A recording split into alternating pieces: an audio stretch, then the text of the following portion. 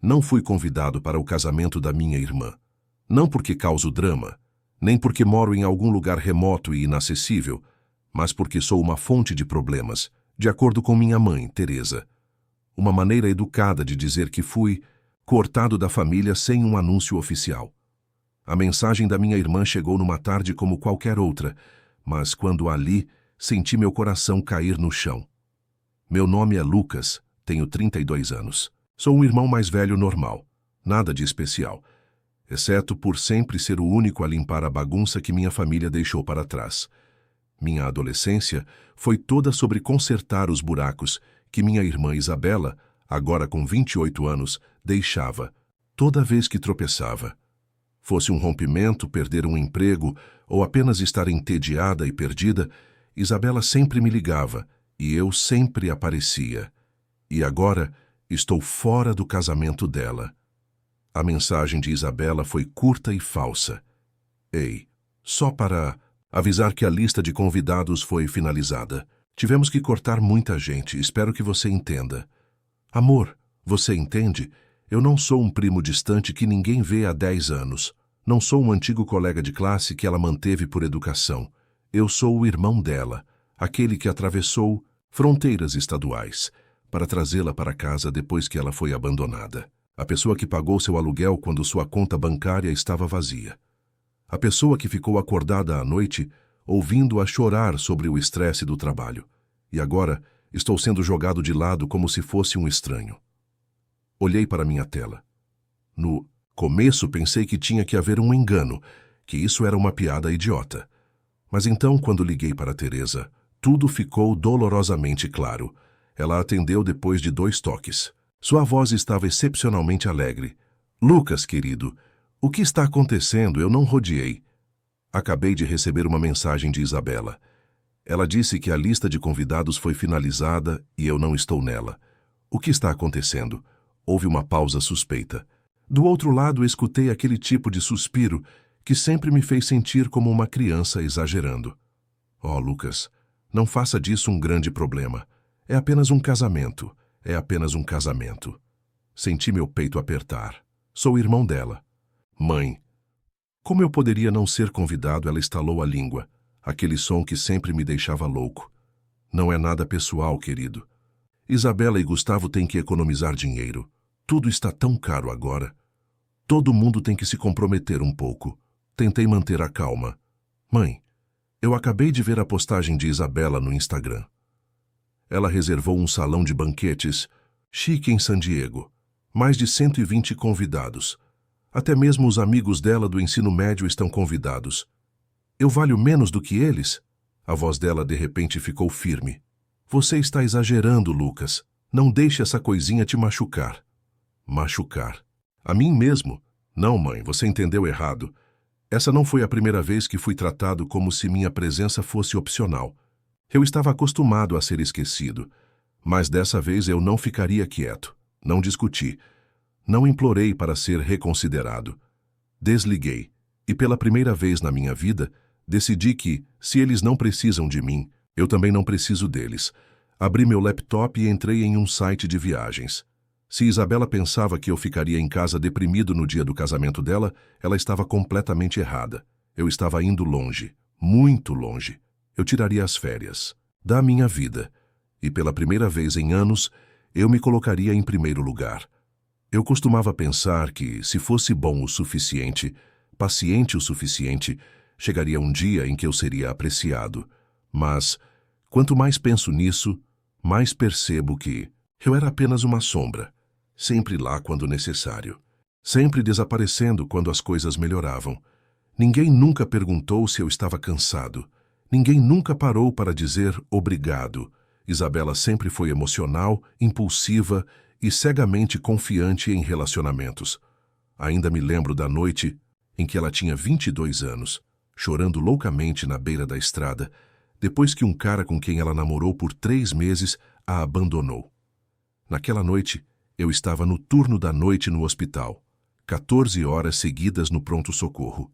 Mas quando recebi a ligação dela às 1h da manhã, larguei tudo e dirigi direto de Riverside para Santa Mônica.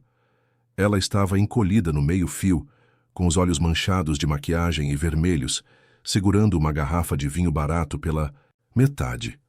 Eu a enrolei no meu casaco e a levei de volta para meu pequeno apartamento, onde ainda dividia um quarto com um amigo. Alguns meses depois, ela perdeu o emprego em um café. Atraso crônico.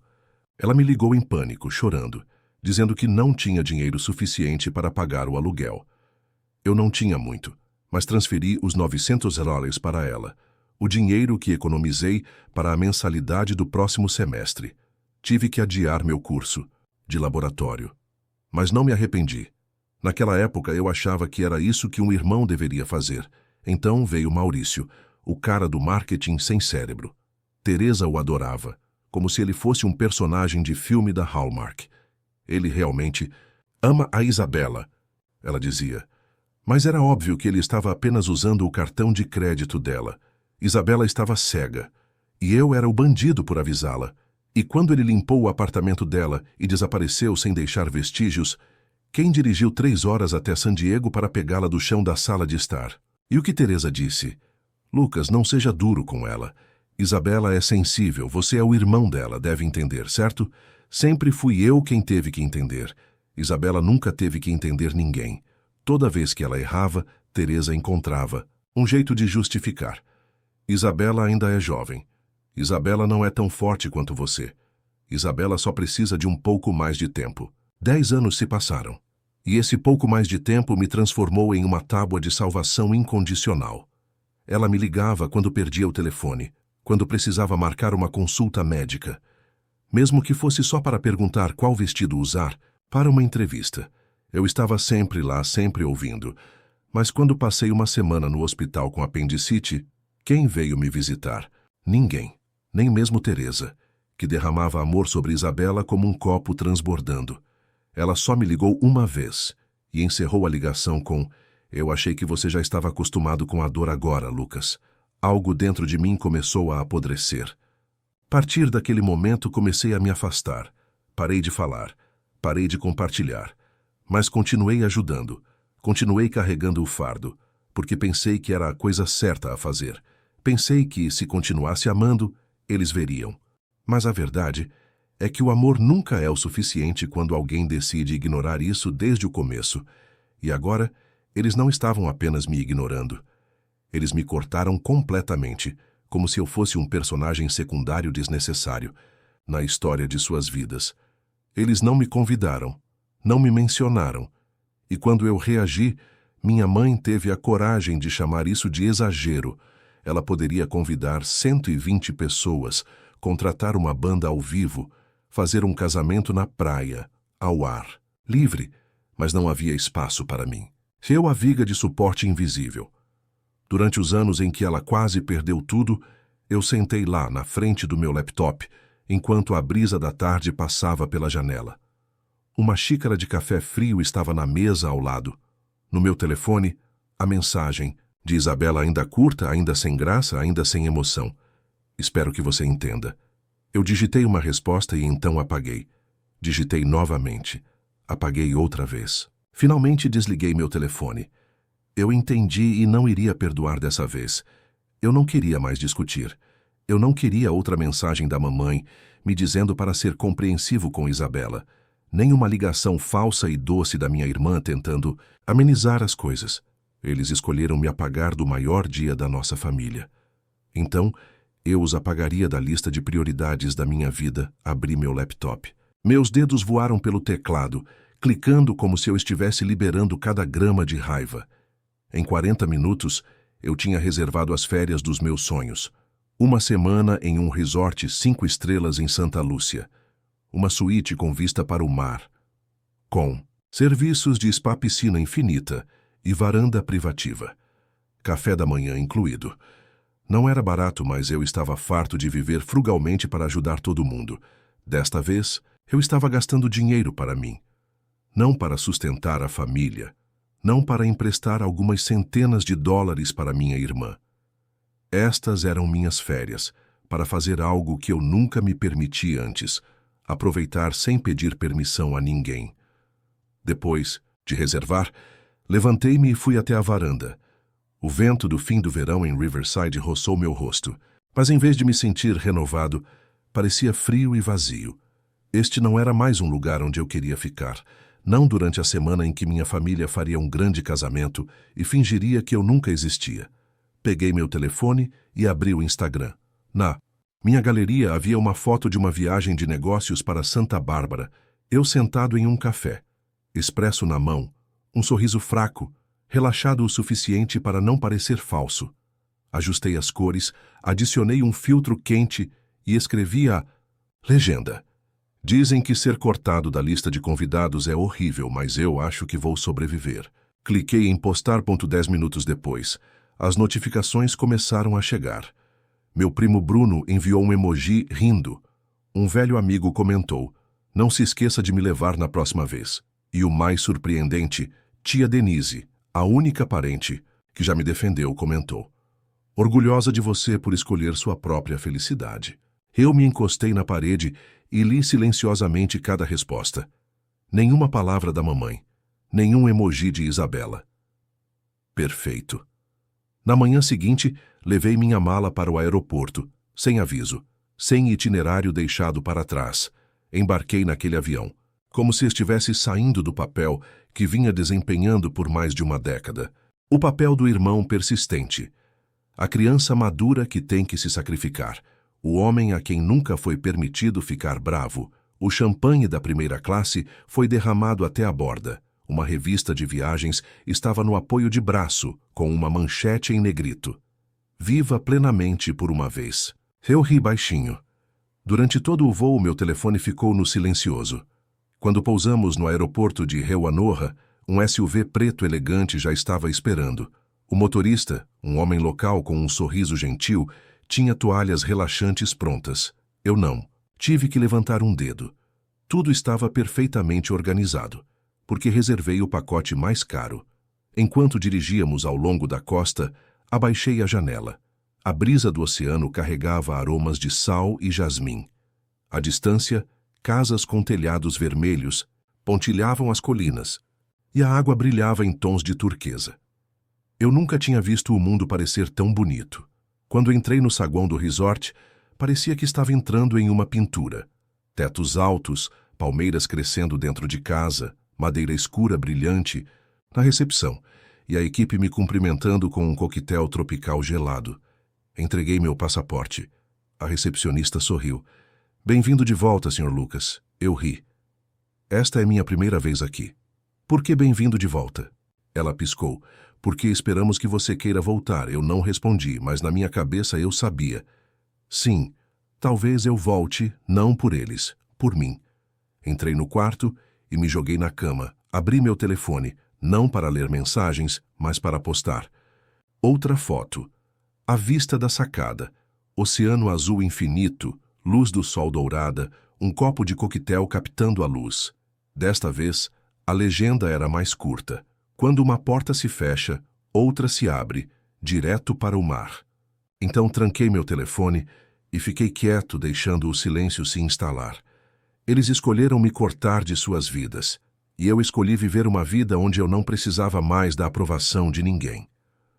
O som das ondas lá fora se misturava com a brisa do oceano, criando uma suavidade tão relaxante que quase me fez esquecer que já pertencia a uma família que nunca me deixou respirar. Eu estava esticado em uma espreguiçadeira, pinha colada na mão, jazz suave tocando no alto-falante Bluetooth perto da piscina, envolto em um roupão branco, passado a ferro com perfeição pela equipe do resort. E, à minha frente, um horizonte infinito, claro e sem nuvens. Até o telefone. Começara a vibrar. No começo, ignorei. Eu estava acostumado a colocar meu velho mundo no modo silencioso. Mas então ele vibrou de novo. E de novo. Acendia a cada 10 segundos. Eu o peguei, pronto para desligá-lo completamente, quando um nome apareceu e me fez parar. Rafael, meu primo. Uma das poucas pessoas na família cujo cérebro ainda estava intacto. Abri a mensagem. Apenas uma linha. Mano, não estou brincando. O casamento de Isabela simplesmente explodiu. Apertei os olhos olhando para aquela linha por 3 segundos. Então outra mensagem apareceu imediatamente. O noivo saiu durante a recepção, na frente de todo mundo. Isabela está perdendo o controle. Eu não pude evitar. Eu ri. Uma risada real seca, empurrada para cima de algum lugar entre minha garganta e peito, onde costumava haver dor. Agora, só sarcasmo. A próxima mensagem era da minha mãe. Lucas, me ligue agora mesmo. É sério. Eu não respondi. Apenas suspirei, desliguei o telefone e tomei um longo gole do meu coquetel. Mas ele não parava de tocar. Uma jovem garçonete trouxe outro prato de frutas, olhou para mim e sorriu. Você deve ser popular. Seu telefone não para de tocar. Eu dei de ombros, sorri fracamente. Esse é o som do desastre. Só que não é meu. Abri o telefone novamente. Mensagens da tia Denise, do Bruno, de números desconhecidos. E de Isabela, por favor, eu preciso de você. Por favor, me responda, Lucas. Eu estava errada, ok? Mas não faça isso. Então, uma mensagem de Rafael, essa mais longa.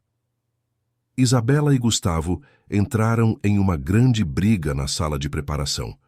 Ninguém sabe por quê. Só ouvimos Isabela gritando. Você é um hipócrita. Então ele saiu direto do salão de casamento. Nenhuma palavra. A deixou parada ali em seu vestido de noiva, atordoada. Eu quase engasguei com minha bebida, rindo, mas Rafael não tinha terminado. Sua mãe começou a gritar para chamar a família do Gustavo para uma explicação. Tia Roberta e tio Marcelo estavam gritando um com o outro sobre de quem era a culpa. Dona Olívia, levantei uma sobrancelha. Dona Olívia? Dona Olívia gritou na frente de todos. Eu disse para você não convidar o Lucas. Karma é real. E apontou direto para Isabela. Naquele ponto, eu ri tão alto que alguns convidados próximos se viraram para olhar. Levantei minha mão para me desculpar, mas por dentro eu estava tão satisfeito que poderia ter dançado descalço na areia. Minha avó, que sempre ficava em silêncio durante as reuniões de família para não se envolver, foi a primeira a me defender no casamento que me apagou de suas vidas. Puxei o protetor solar para cobrir meu rosto enquanto lia a última mensagem de Rafael. Isabela enlouqueceu. Jogou coisas, gritou com todo mundo que a culpa era toda sua. Sua mãe está ligando sem parar. Tia Roberta quase chamou a polícia quando Isabela quase jogou uma taça de vinho no Gustavo antes que ele saísse. Eu não respondi a mensagem. Apenas abri minha câmera e tirei uma foto da vista na minha frente. A praia em Santa Lúcia ao anoitecer.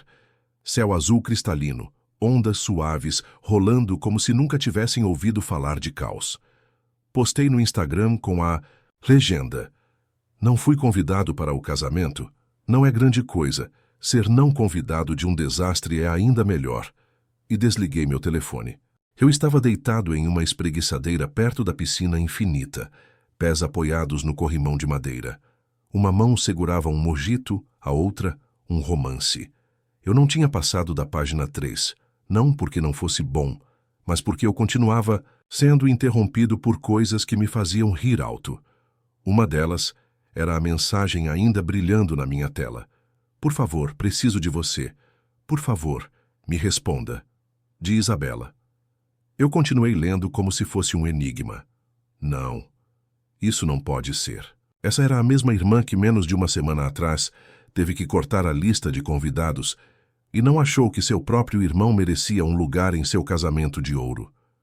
E agora que o noivo tinha fugido, agora ela se lembra de mim? Coloquei o copo na mesa, limpei os dedos no guardanapo e peguei mais 2 mensagens que tinham acabado de chegar. Lucas, é a mamãe. Me ligue agora.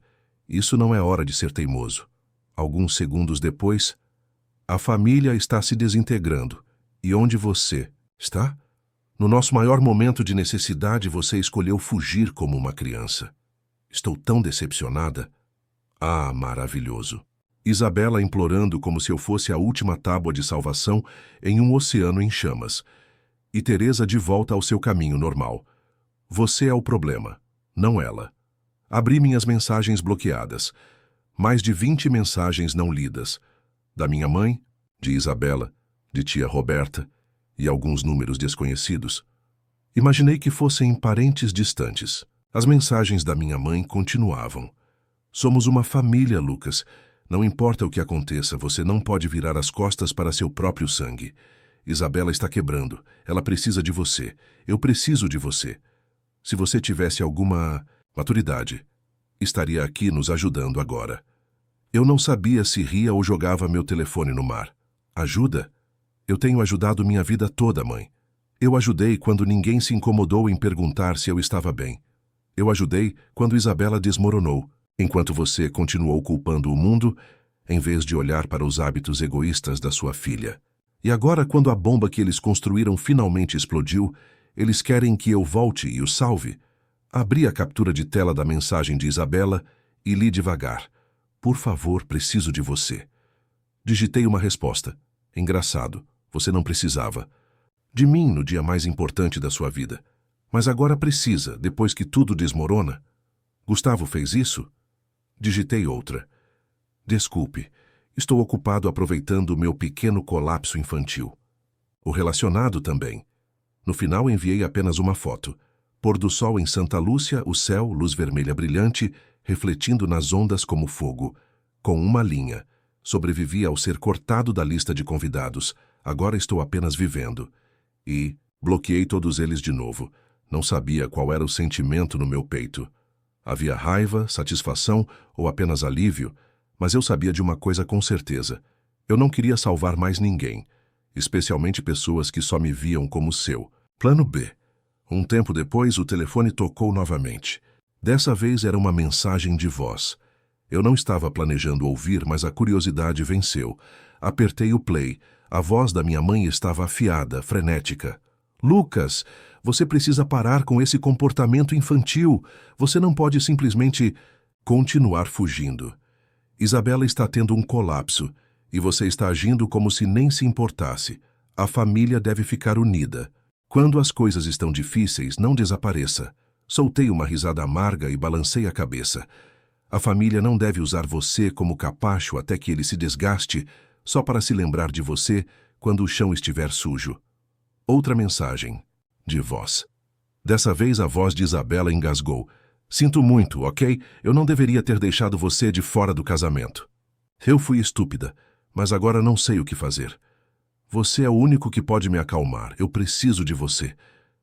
Fechei os olhos e silenciosamente apaguei a mensagem. Não era frieza, era cansaço. Levantei-me da espreguiçadeira e pisei na areia, morna, deixando a brisa levar embora aqueles apelos. Era tarde demais. Havia apenas um pensamento em minha mente. Isso não é mais problema meu. Passei minha juventude inteira comprometendo-me, tentando ser o irmão ideal que todos presumiam que nunca ficaria bravo. Mas no mesmo dia em que Isabela, a irmã que eu amava como se fosse minha própria carne e sangue, me empurrou para fora de seu casamento, algo dentro de mim quebrou. E agora, quando ela chama meu nome como se eu fosse seu salvador, depois de incendiar seu próprio grande dia, eu simplesmente acho isso ridículo. Sem hesitação, rolei até 3 nomes familiares nos meus contatos: Teresa, Camila e Rafael. Pressionei e segurei. Bloquear. Sem segundas intenções, sem arrependimentos. Cada apelo, cada chamada perdida, cada mensagem cheia de pontos de exclamação seria, de agora em diante, afogada no silêncio. Pela primeira vez na minha vida, escolhi a paz em vez da obrigação. Coloquei o telefone de volta na mesa, ativei o não perturbe e voltei para a espreguiçadeira, onde meu mojito pela metade esperava. Eu tinha uma tarde inteira para aproveitar, e não ia deixar ninguém me arrastar de volta para a bagunça que eles criaram. Um funcionário do resort passou por mim, notando meu olhar perdido no oceano. Educadamente fez uma pausa. Sr. Lucas, estamos prestes a começar a yoga ao pôr do sol na praia. Você gostaria de participar? Sorri. Não, obrigado. Estou perfeitamente bem aqui. Ele assentiu e foi embora. Eu me inclinei para trás, braços atrás da cabeça, inalando a brisa salgada misturada com o aroma de coco da minha bebida ao lado. Era estranho. Nenhum telefone tocando, nenhuma responsabilidade caindo do céu sobre meus ombros. Só eu e a liberdade. Devo ter cochilado sem perceber. Quando abri os olhos, o céu brilhava. O pôr do sol alaranjado pintava o mar com um brilho prateado. Sentei-me, estiquei os ombros e estava prestes a sair para uma caminhada quando meu telefone vibrou. Um número desconhecido. Eu estava prestes a ignorá-lo, mas então o nome na tela me fez parar. Camila. A única prima na família extensa com algum senso de certo e errado. Também uma das poucas que me defendeu durante aquelas emboscadas na mesa de jantar. Atendi. Lucas, sua voz estava sem fôlego, animada, um pouco caótica. Meu Deus, você finalmente atendeu. Eu só preciso dizer uma coisa, e depois você. Pode fazer o que quiser, ok? Diga. Tenho menos de 3 minutos antes da minha reserva de jantar 5 estrelas. Camila deu um longo suspiro audível. Ok. Então Isabela quebrou uma taça de vinho no chão, ameaçou pular na fonte do jardim, Teresa quase brigou com a dama de honra e Dona Olívia se levantou e disse: Este é o universo nos punindo. Por ignorar a única pessoa que sempre se sacrificou sem reclamar. Levantei uma sobrancelha. Agora até Dona Olívia tinha se juntado ao time da verdade. Camila continuou. Então, sua mãe se virou e culpou. Adivinha quem? Não me diga. Sim, ela disse. Se Lucas estivesse aqui, isso não teria acontecido. Não pude evitar.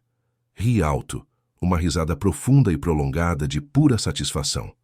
Tomei um gole de água fria e simplesmente respondi. Eu não me importo. Camila ficou em silêncio por um momento e então riu também. Eu imaginei, mas só queria que você soubesse. Você não está louco. Você não está sendo irracional. Eles são os que estragaram tudo. Eu só queria ter te seguido desde o começo. Olhei para o oceano, onde o sol se punha lentamente como um disco de bronze vermelho. Talvez da próxima vez. Escolha esse lugar de novo. Em um piscar de olhos, eu reservo um lugar para mim e para você. Sorri. Camila, estou feliz que você não voltou. Pela primeira vez na minha vida, eu estava feliz por não ter voltado também. Encerramos a ligação em silêncio, sem mais palavras necessárias. Caminhei até o restaurante à beira-mar, onde vinho e bife me aguardavam. E na minha mente só restava um pensamento. Eles podem consertar aquele casamento arruinado juntos.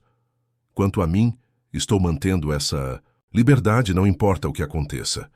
A história de Lucas é um lembrete poderoso sobre redescobrir a si mesmo depois de anos se sacrificando demais pelos outros, especialmente pela família. Às vezes, esquecemos que o amor e o sacrifício nem sempre são recompensados da maneira que esperamos.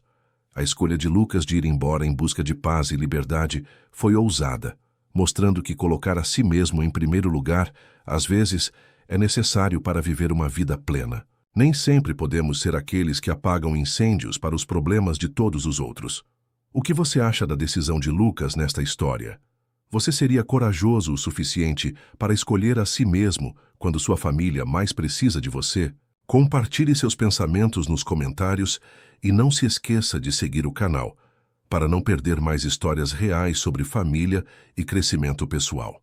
Agora me diz, como a viagem de Lucas para Santa Lúcia representa não apenas uma fuga física, mas também uma jornada simbólica de libertação emocional após anos de ser o suporte invisível da família. De que forma o colapso do casamento de Isabela reflete um padrão de consequências naturais que muitas famílias disfuncionais enfrentam quando excluem seu membro mais estável? Escreve aqui nos comentários de 0 a 10 qual a sua nota para essa história. Quero muito saber. Se você gostou do vídeo, já clica em gostei e não se esquece de se inscrever no canal. Assim você não perde nenhuma história emocionante que postamos diariamente aqui no canal. Um beijo e até breve.